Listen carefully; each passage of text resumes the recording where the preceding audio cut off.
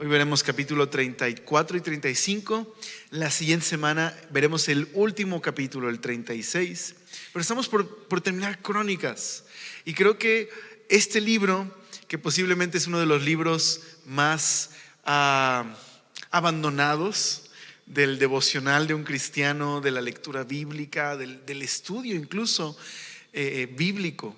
Porque parece ser que es un libro repetitivo, pareciera ser que todas estas historias ya las vimos si estás haciendo una lectura cronológica, pareciera una reiteración nada más de Primero y Segundo de Reyes. Pero en realidad Crónicas es uno de los libros más importantes del Antiguo Testamento. Podrías decir que es el primer comentario bíblico en la Biblia. Lo que hace el autor de Crónicas es comentar el Antiguo Testamento con el propósito de darnos esperanza, de avivar la esperanza de su audiencia, pero también de cada uno de nosotros. Estamos viendo el final de este reino, el reino de Judá, un reino que ha estado en decadencia por muchísimos años. Lo hemos visto pasar por buenos reyes, por malos reyes, y hoy veremos al último rey bueno del linaje de David, al rey Josías, un rey que comenzó a reinar tan solo a los 8 años, que su abuelo fue uno de los peores reyes en Israel, el rey Manasés, pero se arrepintió después de un exilio que sufrió, regresa a Jerusalén y comienza un proceso de reforma. Pero su hijo, el papá de Josías, Amón, fue un pésimo rey, un terrible rey, un rey que una vez más hundió en apostasía a la nación de Judá, y su reino fue corto y murió asesinado. Josías es puesto como rey después de esta tragedia de la muerte de su padre, una nación en ruina espiritual, una nación bajo la influencia de la idolatría y la apostasía. Ese es el reino que le toca gobernar a Josías. Y Josías tenía todas las razones para apartarse del Señor. La influencia de su abuelo y su padre, el hecho de haber experimentado una tragedia en su hogar, toda la influencia de la nación. Sin embargo, Josías a una temprana edad comienza a buscar a Dios y hace un cambio gigantesco en el reino de Judá, de tal manera que no hubo un rey tan noble de corazón que volviera a Dios de corazón y que celebrara la Pascua como se hizo en los días de Josías. Triste y trágicamente fue el último rey bueno que vio Judá. Pero vamos a ver su ejemplo. Vamos a ver cómo, a pesar de que Dios había decidido traer una disciplina a su pueblo y enviarles al exilio, con todo y las reformas de Josías, Dios ya se había determinado traer esta disciplina. Pero eso no detuvo que el corazón de Josías, en esa ternura que Dios le había dado, en ese arrepentimiento y en ese deseo de agradar a Dios, hiciera todo lo posible en sus días por amar a Dios y porque todo el pueblo lo hiciera también. Por eso el análisis final de su reino nos dice el autor de Crónicas, que todos los días de Josías el pueblo amó y obedeció al Señor. Así que hay mucho que podemos aprender de la vida de Josías y de su reinado, y creo que no hay mejor manera que hacer una oración y pidiéndole a Dios que nos dé un corazón tierno también para escuchar su palabra. ¿Te parece si oramos? Señor, gracias porque nos das este enorme privilegio de estudiar tu palabra, Señor. Nos das el privilegio de poder acercarnos a ti, Señor. Antes éramos tus enemigos, estábamos lejos de ti, pero en tu amor nos has hecho cercanos, Señor. Lo hiciste por medio de la cruz y la resurrección de nuestro Salvador Cristo. Gracias, Señor, gracias por ese sacrificio y por esta libertad preciosa que nos has regalado. Permítenos abrir nuestro corazón delante de tu palabra y escucharla con atención, y que tú puedas transformar nuestra vida. Te lo pedimos, por favor, en el nombre de Jesús. Amén. Acompáñame a Segundo de Crónicas, capítulo 34.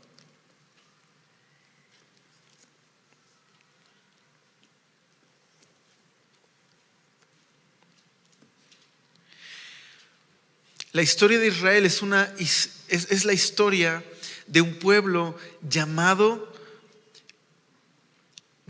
a cumplir un rol muy especial en el mundo, reflejar a Dios a las demás naciones. Fueron llamados a obedecer al Señor, a ser el pueblo especial del Señor para hacer luz a las naciones. Pero Israel fracasó en este llamado. Cuando Dios establece a través de David la monarquía, primero Saúl y luego David, Dios le da a David un privilegio muy especial. El privilegio de que a través del linaje de David, Dios le promete que Él establecería en algún momento un reino universal de justicia y paz. Así que ese privilegio y ese rol que Dios le dio a Israel, luego Dios lo coloca sobre el linaje de David. A través de este linaje especial, Dios iba a establecer ese reinado de paz y justicia. Por eso la Biblia hace tanto énfasis en el reinado de David, en la función que tendría el templo y en los descendientes de este rey, del rey David. Así que con David y con Salomón, el autor de Crónicas nos muestra que Dios establece una monarquía unida, el templo en el lugar donde Dios iba a revelarse al pueblo. Y después de Salomón, Roboam, su hijo, es el culpable de partir el reino en dos. De ser este pueblo unificado bajo la monarquía, ahora tenemos dos entidades políticas: el reino del norte y el reino del sur. El reino del norte es llamado Israel, el reino del sur es llamado Judá. En Crónicas no se enfoca en el reino del norte, solo se enfoca en el reino del sur.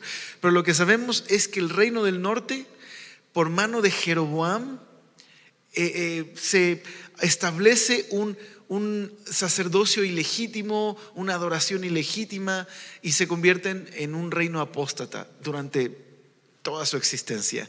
Hasta que en el año 722 el imperio asirio conquista a Israel y deja de existir el reino de Israel. Terminan asimilados por los asirios. El reino del sur continuó existiendo. Bueno, en la línea de tiempo del reino del sur, que abarca desde Roboam hasta Josías y sus descendientes, de los 20 reyes que hubo, 8 reyes fueron buenos reyes. Pero fueron reyes que, si bien hacían algo bueno para el Señor, al mismo tiempo eran orgullosos y también desobedecían la palabra de Dios. Tenemos al rey Usías, por ejemplo, un rey que trajo un gran avivamiento al reino de Judá, pero al mismo tiempo se le ocurrió en su orgullo tratar de hacer la función de sacerdote en el templo y terminó leproso, apartado del templo y sin la capacidad de reinar. Pero de todos los reyes de Judá, hay 2 reyes aparte de David y Salomón que se destacan. Uno de estos es Ezequías y el otro es Josías. Este es el rey al que nos vamos a enfocar ahora. Mira el verso número 1 del capítulo 34. De 8 años era Josías cuando comenzó a reinar, y 31 años reinó en Jerusalén. Y como siempre, aquí está el análisis de su reino. Este hizo lo recto ante los ojos de Jehová y anduvo en los caminos de David su padre, sin apartarse ni a derecha ni a izquierda. Esta es una manera muy especial de enfatizar el hecho de que Josías fue un muy buen rey. No solo un rey que buscó amar a Dios, sino que también empujó a todo el pueblo a hacerlo. No se apartó ni a derecha ni a izquierda. Entonces, en los primeros 7 versos vemos cómo en una etapa a su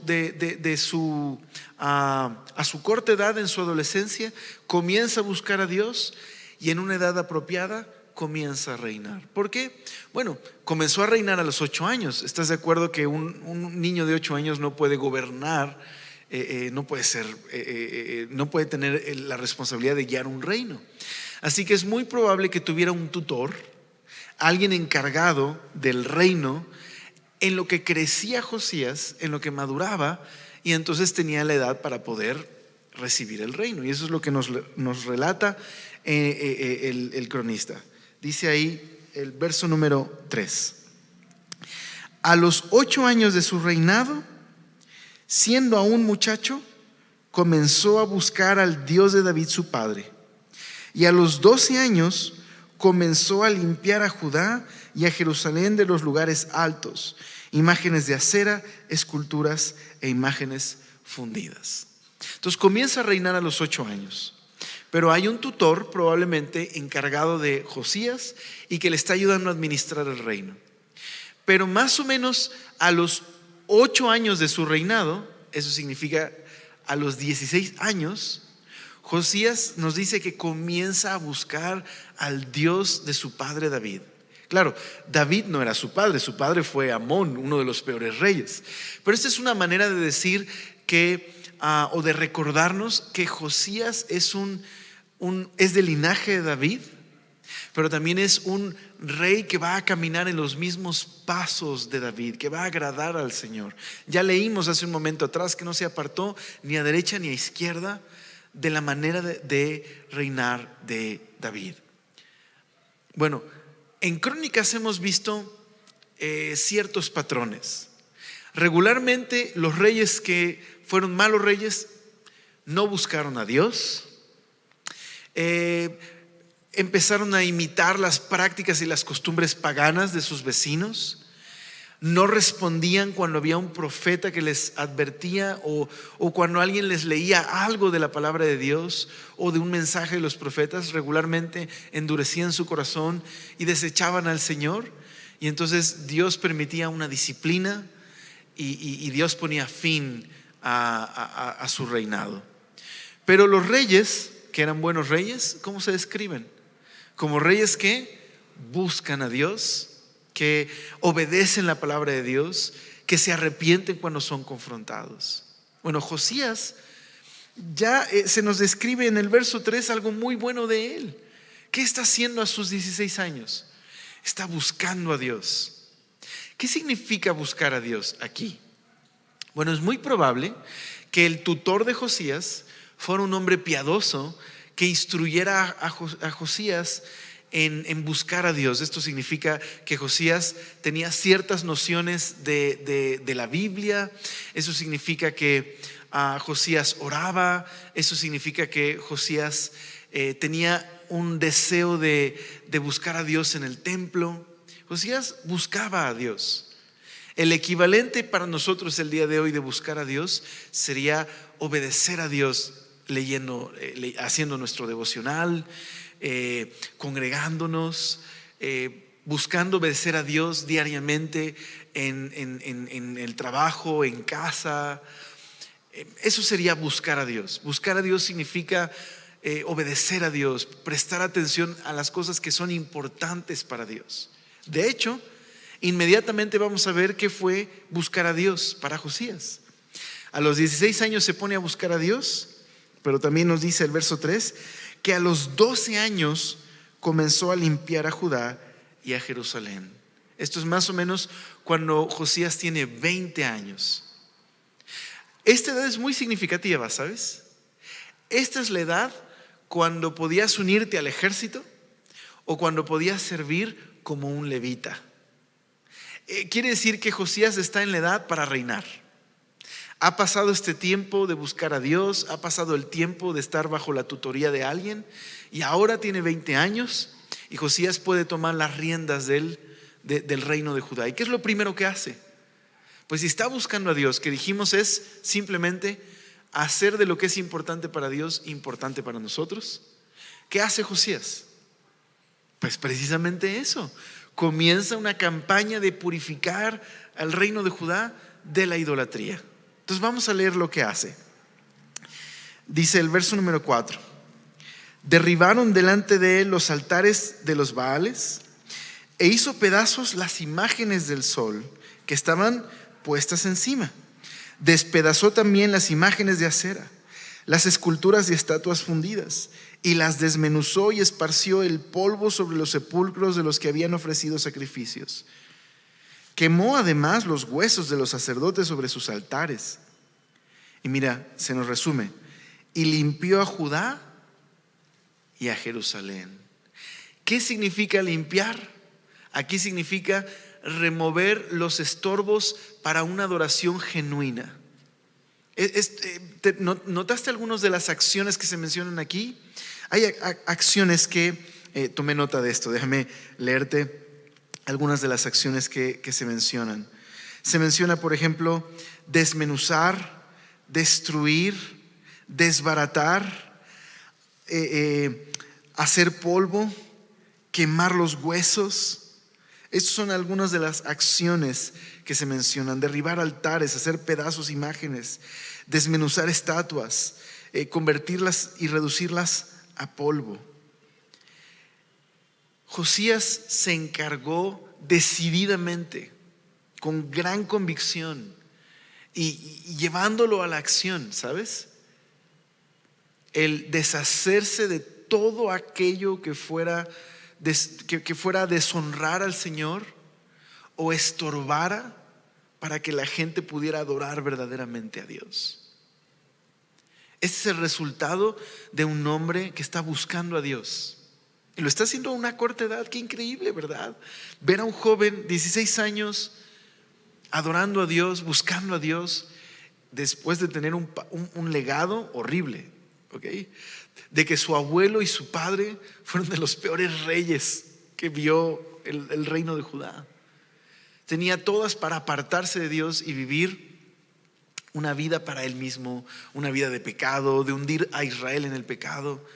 Pero 16 años y está buscando a Dios. Muchas veces me sorprende cómo nos justificamos con nuestro pasado para no obedecer a Dios el día de hoy. Ahora, ojo, por favor, no estoy diciendo que el pasado no importa o que no puede ser una fuerte influencia sobre nuestras vidas. Pero ¿te das cuenta cuántas veces podemos justificarnos en practicar el pecado el día de hoy? Bueno, es que mis padres si me hubieran criado mis papás en la Biblia, y si yo no hubiera conocido a estos amigos, yo el día de hoy no estaría en pecado. Mira, Josías tiene un terrible legado encima, pero está buscando a Dios y está haciendo lo que puede para honrar al Señor y servir al Señor. Así que sí, reconocemos la fuerte influencia de nuestro pasado, pero somos responsables el día de hoy. Si conocemos al Señor, somos responsables de lo que hacemos con nuestras vidas delante de Él. Y más si hemos experimentado su gracia y su amor. No tenemos por qué ser esclavos ni culpar lo que hicieron nuestros padres o las personas a nuestro alrededor o las influencias de nuestra niñez. No tiene por qué convertirse en un estorbo para amar y seguir al Señor el día de hoy y experimentar su bondad y su gracia. Así que no hago menos esa influencia, pero tú y yo somos responsables de cómo actuamos el día de hoy frente al Señor. Así que esto hace Josías. Está bien joven buscando a Dios y cuando tiene la oportunidad y recibe el reino en sus manos a la obra. Empieza a empujar estas reformas profundas. Es como si el autor quisiera decirnos: hasta volteó las piedras a ver si había un ídolo ahí para destruirlo. Hizo polvo, despedazó y quitó todo lo que pudiera estorbar al pueblo de adorar a Dios genuinamente. Hizo una limpieza exhaustiva, eso es lo que está diciendo. Hizo una purificación de la tierra, restableció la adoración legítima en Israel. Y entonces se nos prepara en el pasaje, se nos prepara el que Josías va a también reorganizar la vida del templo, porque ese es el siguiente paso. Primero es quitar todos estos ídolos para entonces reparar el templo, que para este momento estaba en muy, muy mal estado. Pero quisiera señalar una cosa más antes de seguir leyendo. Josías está cumpliendo algo que un profeta dijo hace muchos años atrás. Hace muchos años atrás, cuando el reino se dividió, ¿te acuerdas que mencionaba al principio que de ser una monarquía unida bajo el gobierno de David y la dirección del Señor, se parte el reino en dos, el reino del norte y el reino del sur? ¿Y te acuerdas que te decía que el reino del norte se cayó en completa apostasía durante toda su historia? Bueno, al principio de la apostasía en Israel, en Primero de Reyes capítulo 13, en casa puedes leer ese pasaje, pero en Primero de Reyes capítulo 13, Jeroboam, este rey que puso centros de adoración falsa, de adoración ilegítima, puso becerros de oro para que el pueblo adorara a estos dioses en lugar de adorar al Señor. Un profeta subió a Israel y vio uno de los altares donde estaban ofreciendo sacrificios a dioses paganos.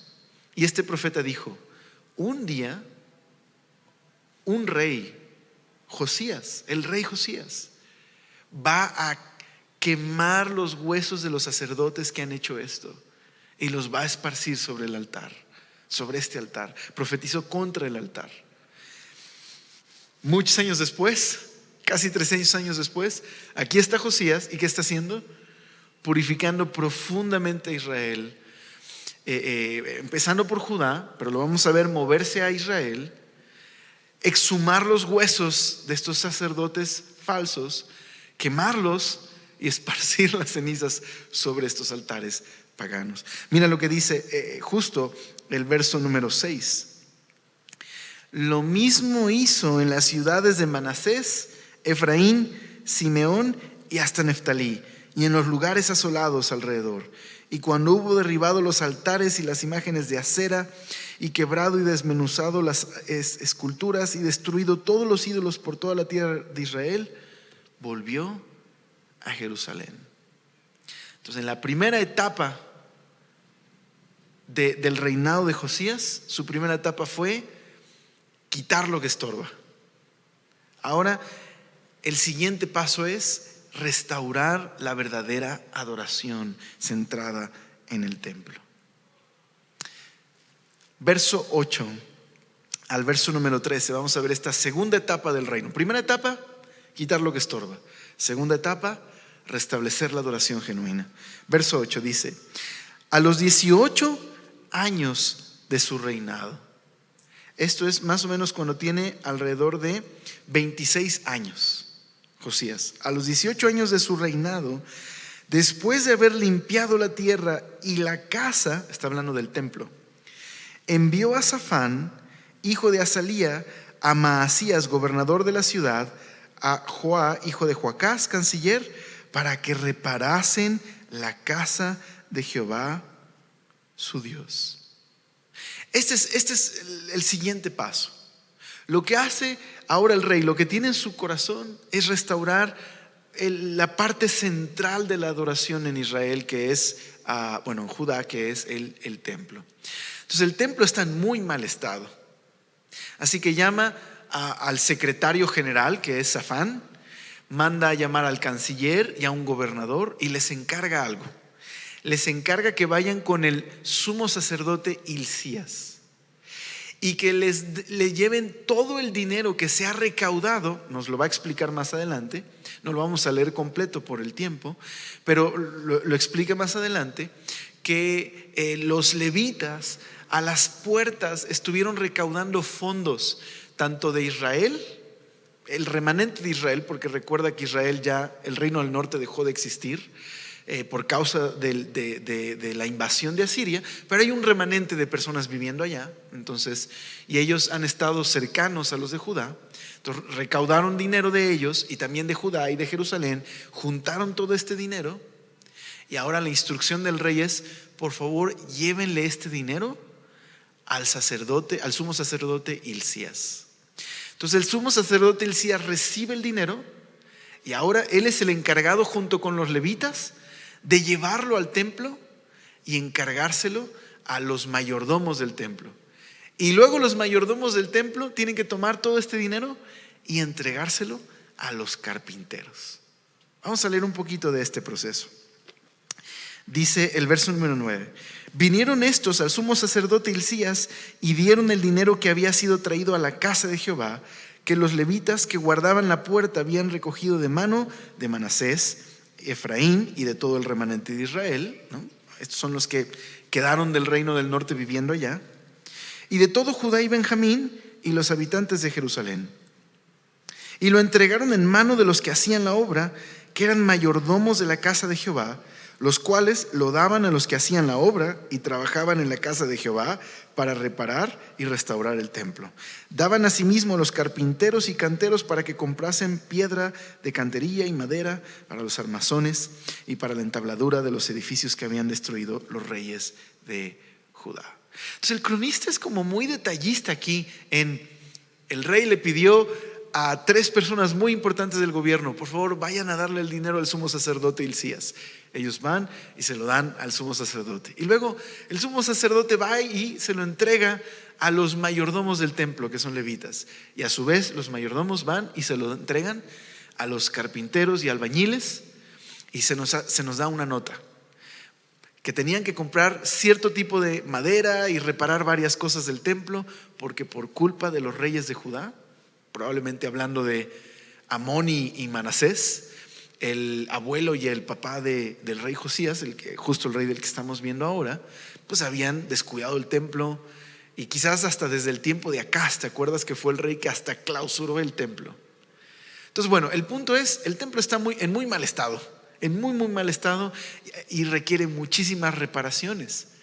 Y con todas las ofrendas que el pueblo juntó y toda esta recaudación de fondos, ahora es posible reparar el templo.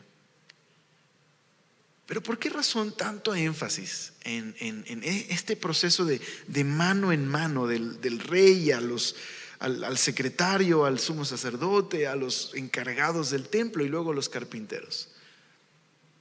¿Y por qué? O sea, ¿por qué necesitamos saber eso? Bueno, es muy probable que el cronista está tratando de subrayar 2 cosas. Diríamos 3 cosas. Primero, el corazón del rey, lo que está en el centro de su corazón, es lo que es importante para Dios. Eso ya lo mencioné hace ratito, ¿verdad? ¿Qué es buscar a Dios? Hacer de lo que es importante para Dios, importante para mí. Así que eso ha hecho Josías: ha limpiado a la nación de la idolatría, incluso yendo hasta más allá hacia el remanente de Israel, y ahora está reparando el templo. Número 2, creo que quiere subrayar el hecho de que todo el pueblo feliz participaron con sus recursos para reparar el templo. Es decir, Josías está contagiando al pueblo de hacer lo que es importante para Dios, importante también para ellos. Están juntos participando de la reparación del templo. Y número 3, creo que quiere enfatizar el hecho de que esto se hizo con mucha honradez. Esto se hizo con fidelidad. De hecho, más adelante eso es justo lo que se nos menciona. Dice el versículo número 12, dice: y estos hombres procedían con fidelidad en la obra. Entonces, creo que está enfatizando el hecho de que esto fue con mucha honradez, hubo generosidad del pueblo y también había honradez en el trabajo. Es decir, no se perdió ni un peso, por decirlo así. ¿Okay? No hay nada de que no. Fíjate que cuando llegó a los mayordomos dijeron: no, ¿sabes qué? No compres esa madera mira, yo tengo un proveedor, mejor ve por acá, el que te lo va a vender. Y entonces hay que inventarse facturas. ¿Sí me explico? No hubo nada de eso. No sé por qué se ríen, pero esas cosas no pasan en nuestro país jamás, ¿no? Eso no sucede. Ok, sabes a lo que me refiero, ¿verdad? Así que no sucedió eso, lo hicieron con mucha honradez, con fidelidad. Creo que aquí hay un punto que más adelante vamos a enfatizar. Siempre que hay un anhelo de hacer la voluntad de Dios, hay una fidelidad renovada, ¿sabes? Cuando hago de lo que es importante para Dios, importante para mí, una de las primeras cosas que suceden es que hay Dios abre mi corazón de manera que quiero hacer las cosas delante del Señor, para agradarle, para servirle. Hay una generosidad que se produce. Deseo honrar a Dios con mi tiempo y mis recursos y mi vida. Deseo hacer las cosas con fidelidad. Se renueva un deseo por hacer las cosas para el Señor y de una manera que sea para su honra. ¿Estás de acuerdo? Eso es lo que está pasando con el pueblo. El pueblo está siendo contagiado por la actitud de Josías y está renovando su interés del pueblo de amar y servir a Dios, cuando en el reinado anterior pasó lo contrario. Por eso el templo estaba descuidado. Entonces, siempre que hay un deseo genuino de adorar a Dios, esto ocurre. Dios empieza a cambiar la actitud, las disposiciones del corazón y la voluntad de su pueblo. ¿Ok? Pero entonces va a ocurrir algo impresionante en este pasaje. Es el corazón de la historia de Josías. En medio de las reparaciones del templo, el sumo sacerdote Hilcías va a encontrar algo mucho más preciado que todos los recursos del pueblo, algo de demasiado valor. Mira lo que sucede en el verso número 14. Y al sacar el dinero que había sido traído a la casa de Jehová, el sacerdote Hilcías halló el libro de la ley de Jehová, dada por medio de Moisés. Y dando cuenta, Hilcías dijo al escriba Safán: yo he hallado el libro de la ley en la casa de Jehová. Y dio Hilcías el libro a Safán. Y Safán lo llevó al rey y le contó el asunto, diciendo: tus siervos han cumplido todo lo que les fue encomendado. Han reunido el dinero que se halló en la casa de Jehová y lo han entregado en mano de los encargados y en mano de los que hacen la obra. Además de esto, declaró el escriba Safán al rey, diciendo: el sacerdote Hilcías me dio un libro. Y lo leyó Safán en él delante del rey. Y luego que el rey oyó las palabras de la ley, rasgó sus vestidos. Y mandó a Hilcías y a Ahicam, hijo de Safán, y a Abdón, hijo de Micaía, y a Safán, escriba, y a Asaías, siervo del rey, diciendo: andad, consultad a Jehová por mí y por el remanente de Israel y de Judá acerca de las palabras del libro que se ha hallado, porque grande es la ira de Jehová que ha caído sobre nosotros, por cuanto nuestros padres no guardaron la palabra de Jehová, para hacer conforme a todo lo que está escrito en este libro. Así que mira la belleza del relato, cómo se nos narra lo que sucede. El rey da un encargo a estos servidores del reino, al escriba Safán y al canciller y al gobernador. Pone un encargo en sus manos: vayan y denle dinero a Hilcías para la reparación del templo. Ellos van y ponen algo en mano de Hilcías. Hilcías pone manos a la obra y se pone a reparar el templo. Y cuando repara el templo, descubre un tesoro inmenso, por ahí olvidado y perdido, resguardado probablemente para no ser destruido por Amón y Manasés. Descubren un rollo. Sé que dice un libro, pero el formato del libro o códice fue realmente popular más bien después del tiempo de Jesús. Así que era un rollo, un libro para nosotros, pero era literal un rollo. Y descubren el rollo de la ley. Probablemente es el Pentateuco o quizás Deuteronomio, uno de los rollos del libro de la ley, el libro de Deuteronomio. Lo descubre y se lo entrega a Safán, el secretario del rey. Y entonces mira cómo se regresa. El sumo sacerdote Hilcías tiene ahora un tesoro en sus manos, se lo da a Safán, y Safán va y se lo regresa a manos del rey. Y cuando lo leen, se da cuenta Josías de lo que dice Deuteronomio, y se da cuenta que ni su papá, ni su abuelito y muchos otros antes de ellos no han obedecido a Dios, no han escuchado al Señor, se han llenado de corrupción, injusticia y maldad, han han hecho a un lado a Dios y han adorado a otros dioses y eso los ha conducido a prácticas corruptas. El Señor había dicho, por ejemplo en Deuteronomio, les había dicho: pongo la vida delante de ustedes y pongo la muerte delante de ustedes. Obedece mi palabra para que tengas vida. Pero también pongo la maldición delante de ti. Si no obedeces estas palabras, vas a experimentar las maldiciones de este pacto. Es decir, la consecuencia de rebelarse, olvidarse de Dios y llenarse de injusticia y maldad es que Dios iba a disciplinar a su pueblo como una manera de llamar su atención y regresarlos a una relación con Él. Y Josías escucha que no han obedecido por años a Dios. Por eso su reacción es rasgar sus vestidos. Es decir, se humilla, se avergüenza, se da cuenta del gran problema en el que están metidos después de años de desobediencia e idolatría. Así que en su preocupación manda a Safán y a otros a consultar a una profetisa, es decir, a alguien que pueda interpretar las palabras del libro de la ley.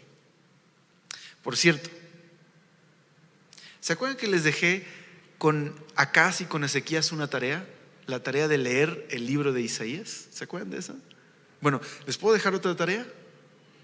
Ok, todavía nos falta una semana para acabar Crónicas. Aquí va la tarea: leer el libro de Jeremías. Y si te animas, el de Sofonías también. Es más cortito, pero Jeremías está bien. Jeremías comienza a profetizar después de algunos años de que Josías ha comenzado a reinar.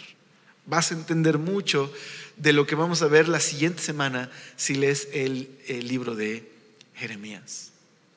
Bueno, mandan a consultar y resulta que hay una profetisa, Hulda, que vive en Jerusalén o en un barrio en Jerusalén. Así que van y le consultan: ok, ¿qué va a suceder con nosotros? ¿Qué significa esto que encontramos y que leímos? Bueno, vamos a escuchar lo que responde Hulda. Verso 22. Entonces Hilcías y los del rey fueron a Hulda, profetisa, mujer de Salum, hijo de Ticva. Aparte está casada con un levita, hijo de Arás, guarda de las vestiduras, la cual moraba en Jerusalén en el segundo barrio. Y le dijeron las palabras antes dichas. Y ella respondió. Aquí está la interpretación de lo que leyeron, pero también una palabra del Señor en respuesta a la petición de Josías. Jehová Dios de Israel ha dicho así: decid al varón que os ha enviado a mí, que así ha dicho Jehová: he aquí yo traigo mal sobre este lugar y sobre los moradores de él todas las maldiciones que están escritas en el libro que leyeron delante del rey de Judá.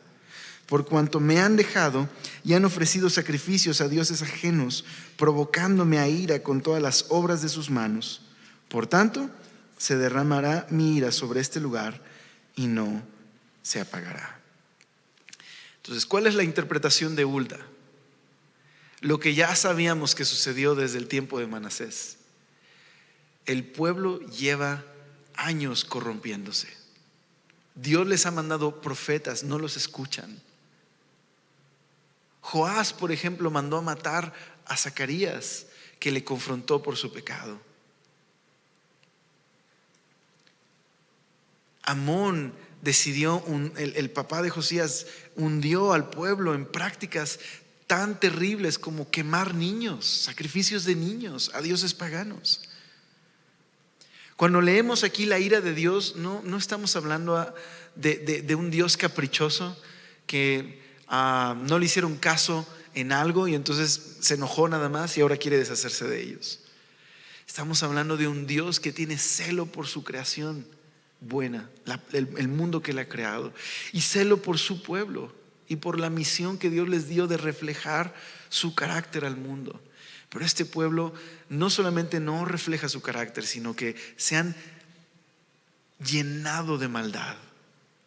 Y Dios en su amor no puede permitir que este pueblo siga cometiendo actos de maldad e injusticia. Así que Dios, después de advertirles por 300 años, ha decidido traer la disciplina del exilio. A eso se refiere con las maldiciones del pacto. No hay vuelta atrás, es decir, ya llegaron al punto en donde no hay retorno.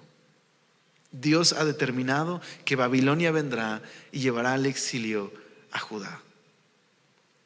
Pero, ojo, no te preocupes, siguiente semana vamos a ver que Dios tiene un plan. Ni el pecado de su pueblo puede poner en jaque el propósito de Dios de rescatar al mundo. Pero, siguiente semana vemos eso, ¿ok? Aquí nos interesa entender esto. Dios ha decidido, no hay vuelta atrás. No hay vuelta atrás. Dios no va a cambiar de opinión. Babilonia viene y esa será la disciplina que enfrentará el pueblo tras siglos de maldad y corrupción y olvidarse de Dios e injusticia y de hacer a un lado a los profetas. Es muy posible que el profeta Isaías, quizás en el tiempo de Manasés, fue el tiempo en el que lo metieron en un tronco y a la David Copperfield lo partieron a la mitad, pero no era un truco de magia. Era de verdad. Okay. Entonces, ¿sí me explico? Estamos hablando de un reinado de terror, de injusticia, de maldad, y que Dios en su amor pone fin a esto. No más. Pero mira, vamos a seguir leyendo. Dice el verso número 26.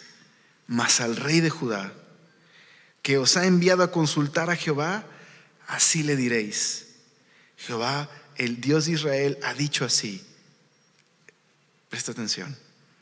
Por cuanto oísteis las palabras del libro, y tu corazón se conmovió, y te humillaste delante de Dios al oír sus palabras sobre este lugar y sobre sus moradores, y te humillaste delante de mí y rasgaste tus vestidos y lloraste en mi presencia, yo también te he oído, dice Jehová.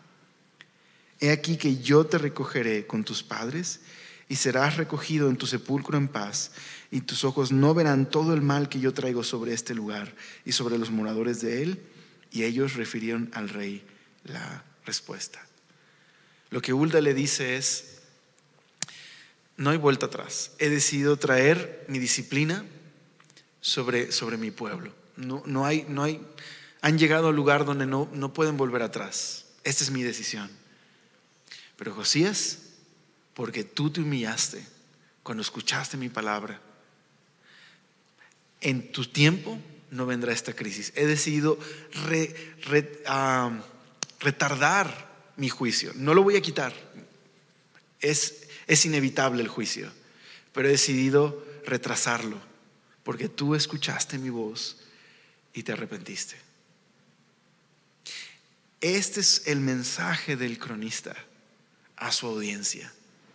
Este es el Señor que está dispuesto a perdonar a aquellos que se humillan.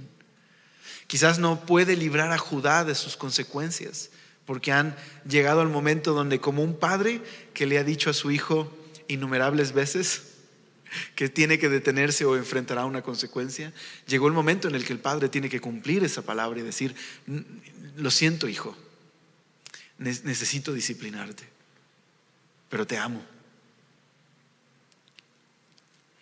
Así Josías experimentará en su reino paz. Ahora, ¿estás de acuerdo que Josías pudo haber dicho: bueno, por lo menos me va a ir bien a mí?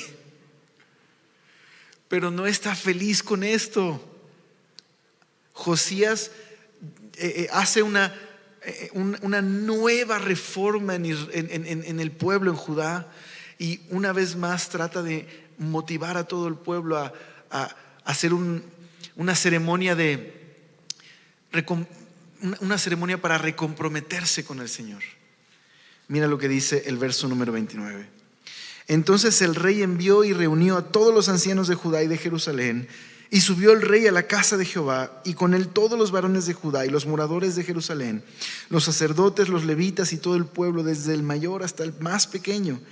Y leyó a oídos de ellos todas las palabras del libro del pacto que Jehová que había sido hallado en la casa de Jehová.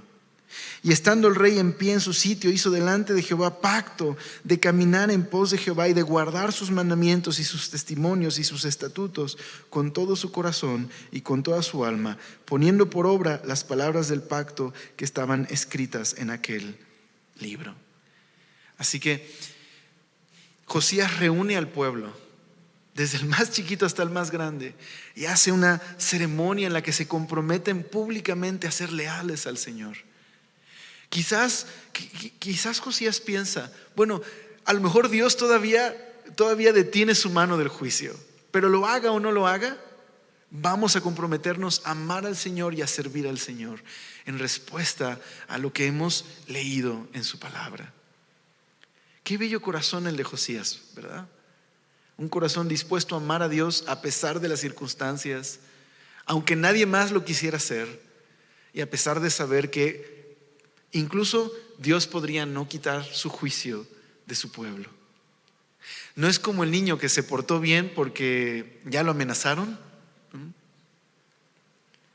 Y entonces quiere una recompensa. No, él está dispuesto a amar y obedecer a Dios, aunque Dios no cambie de opinión en cuanto a su disciplina. Pero no se detiene ahí. En el capítulo 35, Josías hace la Pascua más grande de toda la historia. Literal, la Pascua más grande de toda la historia. Mucho de lo que sucede en el capítulo 35 ya lo vimos cuando Ezequías celebra la Pascua. Por esta razón no vamos a leer todo el capítulo, pero nada más quiero señalar un par de cosas de lo que sucede en el capítulo 35. Esta es la siguiente etapa de reforma. Entonces Josías comienza buscando a Dios a los 16 años. Y a los 20 años, cuando puede recibir el reino, se dedica a hacer de lo que es importante para Dios, importante para él. Y por eso purifica y limpia a Jerusalén y se atreve a ir más allá hacia el remanente de Israel, quitando todo lo que estorba para adorar a Dios genuinamente. Y luego en su segunda etapa, cuando tiene como 26 años, se dedica a la reparación del templo. Invierte recursos y la actitud de Josías contagia a todo el pueblo, quienes con una fidelidad renovada buscan reparar el templo. Y entonces Dios, podrías decir que responde a la fidelidad y al amor de Josías, permitiéndole encontrar el libro de la ley. Es la manera en la que Dios responde a las oraciones de Josías. Y cuando encuentran el libro de la ley, Josías se da cuenta y es advertido de lo que viene contra Judá por años de desobediencia e idolatría. Así que se humilla y responde a la palabra de Dios. Pero no se detiene ahí. Hace un compromiso, una renovación de votos, si quieres llamarle así. Se compromete junto con todo el pueblo a amar y a obedecer a Dios. Y culmina entonces con la fiesta, la Pascua más grande que se había celebrado en Jerusalén. Entonces dice el verso 1 del capítulo 35. Josías celebró la Pascua a Jehová en Jerusalén y sacrificaron la Pascua a los 14 días del mes primero. Esto era como la ley lo indicaba que tenía que hacerse. Puso también a los sacerdotes en sus oficios y los confirmó en el ministerio de la casa de Jehová. Entonces celebra la Pascua, lo hace correctamente, pero tiene un enfoque el capítulo 35. Reorganiza a los sacerdotes en la adoración y en la celebración de la Pascua. Dice el verso 3. Y dijo a los levitas que enseñaban a todo Israel y que estaban dedicados a Jehová: poned el arca santa en la casa que edificó Salomón, hijo de David, rey de Israel, para que no la carguéis más sobre los hombros. Ahora servid a Jehová vuestro Dios y a su pueblo Israel. Preparaos según las familias de vuestros padres por vuestros turnos, como lo ordenaron David, rey de Israel, y Salomón, su hijo. Y estad en el santuario según la distribución de las familias de vuestros hermanos, los hijos del pueblo, y según la distribución de la familia de los levitas. Entonces, estos versos nos están resumiendo todo el capítulo 35. Lo que hace Josías es preparar la celebración de la Pascua y organiza a todos los levitas. Entonces, aquí hay algo muy bonito de Josías. Josías está apegándose a la ley de Moisés, celebrando la Pascua como la ley lo indicaba, pero también está apegándose al pacto de David. Cuando David, en respuesta a que Dios hace un pacto con él, organiza la vida del templo. Pone a los que iban a dirigir la alabanza, a los que iban a hacer sacrificios, a los que iban a cuidar del templo, a los que iban a cuidar las puertas. Organiza una vez más todo el templo de acuerdo a David. Entonces, Josías es un hombre que ama a Dios y lo ama de una manera que quiere honrarlo en todo lo que hace. En todo lo que hace. Entonces, básicamente le está encargando, déjame, si lo puedo decir así, a los ministros de alabanza o a los pastores de alabanza los está enfocando en ayudarle a celebrar la Pascua. Entonces dice ahora el verso número 6. Sacrificad luego la Pascua y después de santificaros, preparad a vuestros hermanos para que hagan conforme a la palabra de Jehová dada por medio de Moisés. Y dio el rey Josías a los del pueblo ovejas, corderos y cabritos de los rebaños en número de 30,000 y 3,000 bueyes para toda la Pascua, para todos los que se hallaron presentes, esto de la hacienda del rey. También sus príncipes dieron con liberalidad al pueblo y a los sacerdotes y levitas. Hilcías, Zacarías y Jehiel, oficiales de la casa de Dios, dieron a los sacerdotes para celebrar la Pascua 2,600 ovejas y 300 bueyes. Así que organiza a los levitas, organiza a los de la alabanza, les da indicaciones de cómo van a repartirse la labor de sacrificar los animales para que todo el pueblo pueda celebrar la Pascua. Pero aparte, el rey Josías, junto con todo su gabinete, dan una ofrenda impresionante de animales como ningún otro rey, ni siquiera Ezequías. Una ofrenda de animales para que todos pudieran comer la Pascua, pudieran celebrarla juntos. Hay gran liberalidad en el corazón del rey y del pueblo, dispuestos a amar y a obedecer al Señor. Como dice ahí, para hacer de acuerdo a la ley de Moisés. Bueno, un último detalle antes de terminar.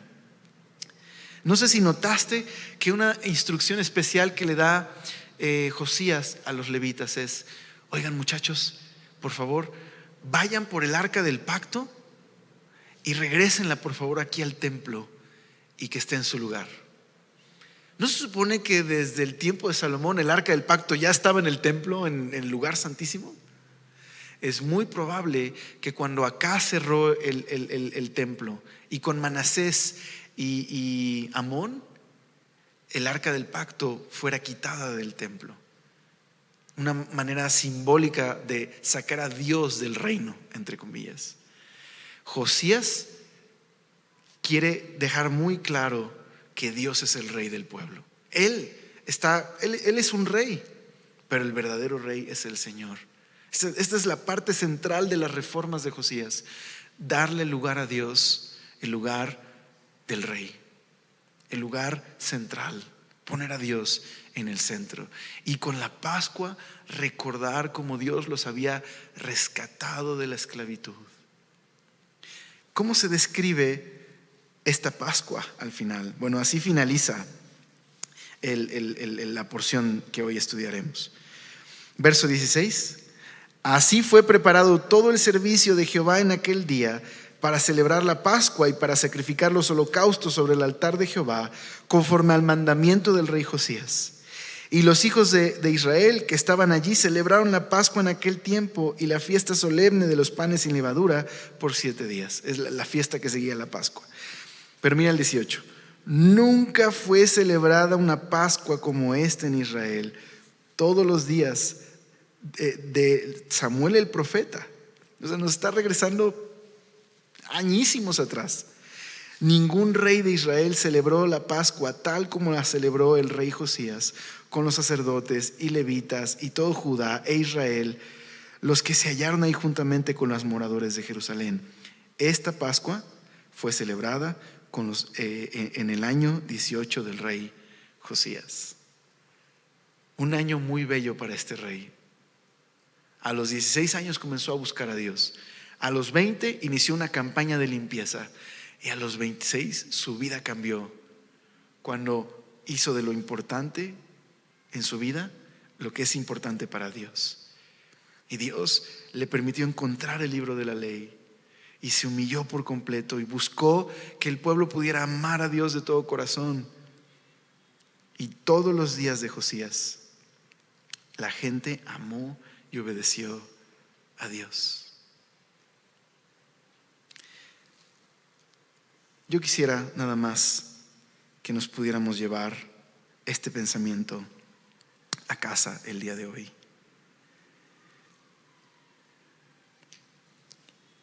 David Ellison menciona 4 cosas que aprendemos de esta historia de Josías, en la que se nos invita a amar de todo corazón a Dios. 4 consejos. Número 1, haz de la palabra de Dios el centro de tu vida. Número 2, ten un arrepentimiento genuino.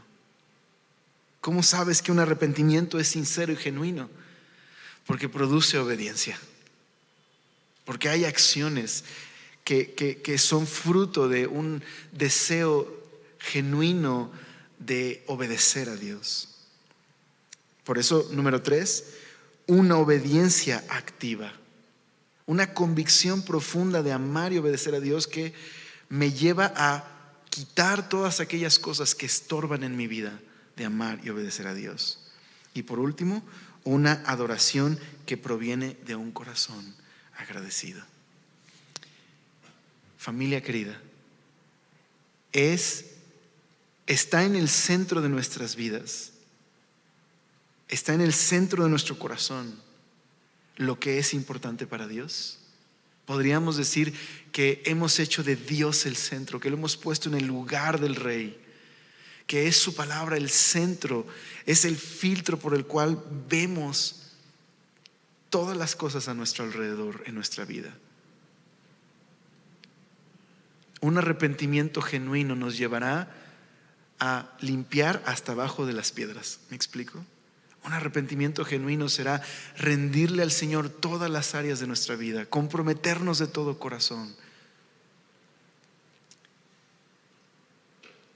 Crónicas dice que los ojos de Dios recorren la tierra en busca de un corazón humilde para manifestar su poder y su grandeza. Isaías 66 dice: soy el creador del universo. ¿Quién me va a construir una casa donde yo pueda vivir? Soy dueño de todas las cosas. Pero les voy a decir a quién me revelo: aquel que tiene un corazón humilde y tiembla ante mi palabra. Eso es lo que llama la atención de Dios. Él es el creador del universo, Él no necesita nada. Pero donde pone su mirada es en aquel que puede humillarse y responde en amor y obediencia a su palabra. ¿No te llena eso de esperanza? ¿Te parece si oramos? Señor, gracias por este tiempo que nos regalas en tu palabra. Gracias, Señor, porque hemos podido revisar todos estos capítulos en Crónicas. Gracias porque tú nos invitas, Señor, a responder a tu palabra. Yo te pido que esta noche, Señor, podamos ser honestos delante de ti. Y si hay cosas en nuestra vida que estorban para adorarte, Señor, podamos tratar con ellas, Señor. Podamos quitar lo que estorba. Danos esto, Señor. Ayúdanos a hacer de tu palabra el centro. Ayúdanos a tener un arrepentimiento genuino. Ayúdanos, Señor, a tener una obediencia activa. Y ayúdanos, Señor, a tener un corazón agradecido. Te pedimos por estas cosas, Señor, y te damos gracias en tu nombre. Amén.